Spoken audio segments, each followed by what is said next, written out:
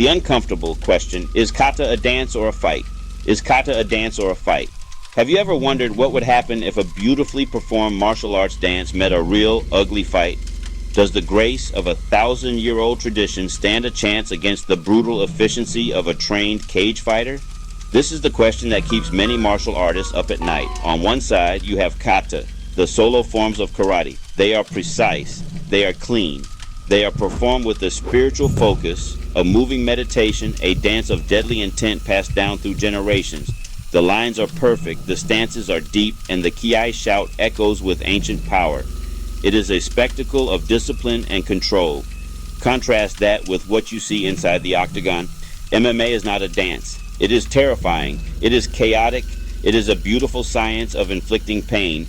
It is two human beings testing their will, their strength, and their skill under the most intense pressure imaginable. There are no choreographed sequences. There are no compliant partners. A punch landing on a jaw, a takedown driving a body to the canvas, and a submission squeezing consciousness from a world-class athlete. The stakes are immediate and the consequences severe. So if Kata carries secrets of combat, why does it look so utterly different from an actual fight? Section 2, the court of public opinion. When bunkai becomes a punchline, the internet can be a cruel and unforgiving place, the public square where martial arts claims are mercilessly judged. Search for kata bunkai and you will find a treasure trove of content. Alongside serious demonstrations, a growing genre appears, bunkai fails. Dojo disasters. Well-intentioned artists try to apply kata against simulated attacks, often comical, awkward, and deeply embarrassing. Clips go viral, turning a serious practice into a public joke. The problem lies in bunkai, the supposed combat meaning behind the movements. You see a large, sweeping block against a slow, telegraphed punch.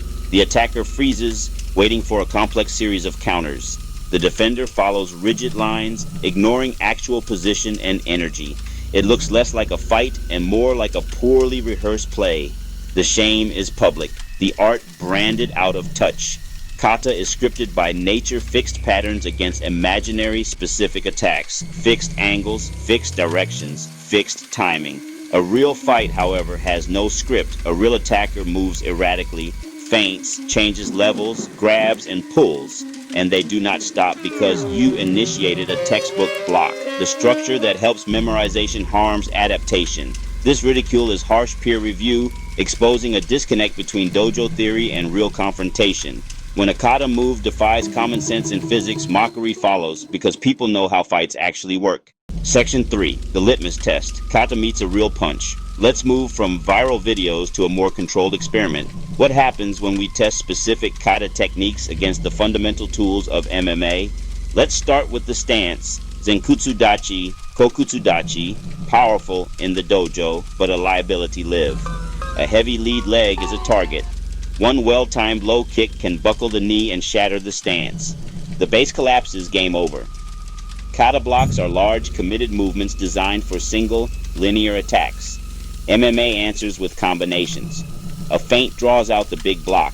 The counter arrives through the opening you created. When distance closes, clinch control, short knees and elbows punish wide, sweeping motions. The fight goes to the ground. Double leg, single leg, trip. Years of solo forms meet an alien environment where none of the primary tools work.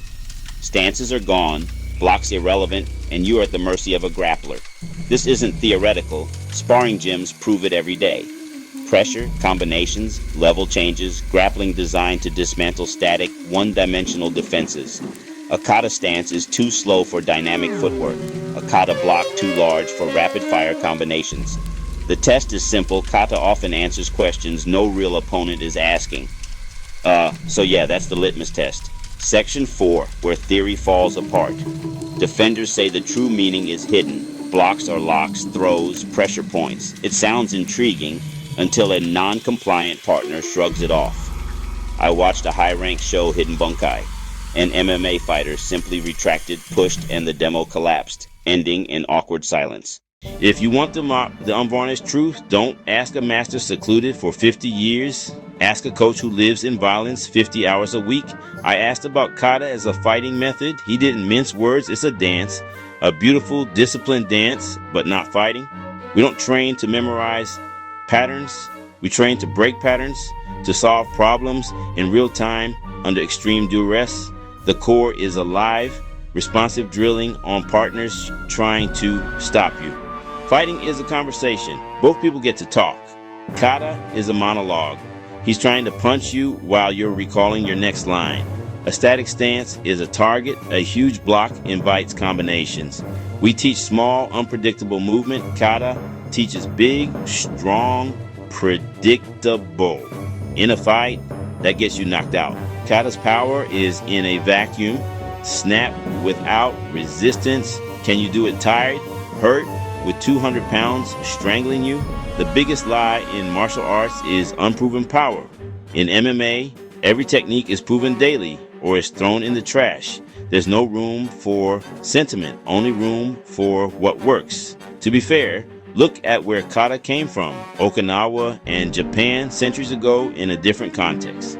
Practiced in secret, within small communities and families, tailored to problems of that time. As arts formalized and entered schools, purpose shifted, character, discipline, cultural preservation. Tournaments rewarded aesthetics or over effectiveness, speed and light, contact over rugged durability. Early seeds of effectiveness were preserved, then frozen in ritual and sport, beautiful but not the wild thorn bush of combat. Pressure shapes outcome. Tradition and point scoring shape Kata into ritualized movement, not a modern fighting blueprint. After all this criticism, is Kata completely useless? Is there nothing of value inside these ancient forms? The answer is no, it is not entirely useless. If you act like a miner, sifting ritual to find nuggets, Kata can offer foundational benefits. It drills mechanics, generate power from the ground, rotate hips and shoulders, kinetic linking for striking, emphasis on balance and transitions, if liberated from deep static stances, helps mobility and harder to take down posture. Ibuki, breath control, matters when chaos spikes your heart rate. Crucially, these principles must be liberated from the prison of the form and repurposed for speed and pressure. Hip rotation becomes a fast jab or cross. Balance becomes dynamic footwork to circle from danger. The principles are raw ingredients, not the meal. Throw away the ancient recipe. Cook with modern methods. Pressure testing, live sparring, adapting against non-compliant opponents. Mandatory. Look at elite fighters with karate ghosts in their movement, distance, timing, linear kicks, reforged by thousands of live rounds. They kept the gold and threw away the rock. Their style is evolution, not preservation. The art stands at a crossroads, honest adaptation or cultural irrelevance. If you teach Kata as self-defense, you have a moral obligation to strip to essentials and rebuild for the modern world.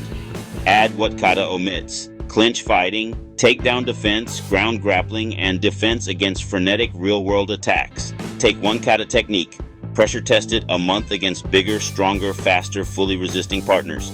If it works, even modified, keep it. If it fails, change it or discard it. The result won't be the same old Kata. It will be something new, alive, honest. Don't sell a dance as a weapon.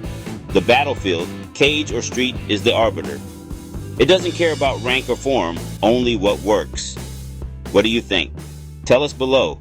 Like, share, and subscribe to reach more martial arts enthusiasts. For more great content, hit that notification bell so that you will be notified of upcoming content. Select a video on your screen and we'll see you there.